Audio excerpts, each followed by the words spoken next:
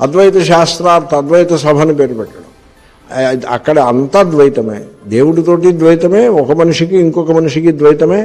మరి ఇంక ఏమిటి అద్వైతము అంటే 3 రోజులు ఆ గ్రంథాల్లో ఉన్న విషయాలు చదువుకుని తర్వాత సంభావనలు తీసుకుని భోజనాలు చేసి ఇంట్లో ఇళ్లకు వెళ్ళడం, అదే మిగిలింది అద్వైతం.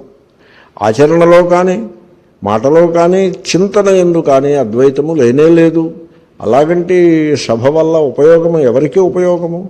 కాబట్టి ప్రతి చోట కూడా అద్వైతమును భావన చేయవలెను. సో ఇతరుల ఎడల ద్వేషబుద్ధి లేకుండా మనం ఉంటున్నామా, ఇతరులను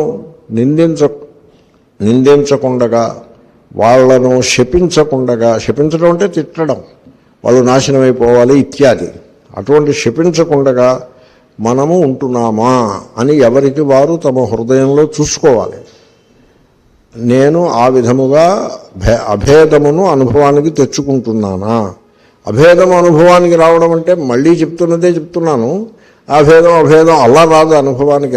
అది ఎలా వస్తుందంటే భేదానుభవము పోతుంది అవతలకి. మీరు శాంతముగా ఉంటారు. ప్రతి సందర్భంలోనూ వీడు వేరు వాడు వేరు అని డివైడ్ చేయకుండా మీరు మిగిలి ఉంటారు. అప్పుడు దానికి ధర్మశబ్దము అన్వయిస్తుంది. ధర్మో ధారయతి ప్రజా. మీ దేహం కేసు చూసుకోండి, కాళ్ళు వేరు, తల వేరు, చేతులు వేరు, అలా ఉందా? అలా లేదుగా. ఎలా ఉంది మరి? అవి వేరువేరుగా పైకి కనపడినప్పటికీ అంతా ఒక్కటే అన్నట్టుగా లేదండి. ఒకే ప్రాణశక్తి అన్నట్టుగా ఉందా? లేకపోతే చేతులు వేరు, కాళ్ళు వేరు, ముక్కు వేరు, చెవి వేరు, అలా ఉందా? ఒకే ప్రాణశక్తి, ఒకే చైతన్యము. సకల ప్రాణులకే అదే వర్తిస్తుంది. సకల ప్రాణుల యందు ఒకే ప్రాణశక్తి కలదు, ఒకే చైతన్యము కలదు. సాక్షిభావం దగ్గరికి వచ్చేటప్పటికీ మొత్తం ద్వైతమంతా కూడా తొలగిపోతుంది.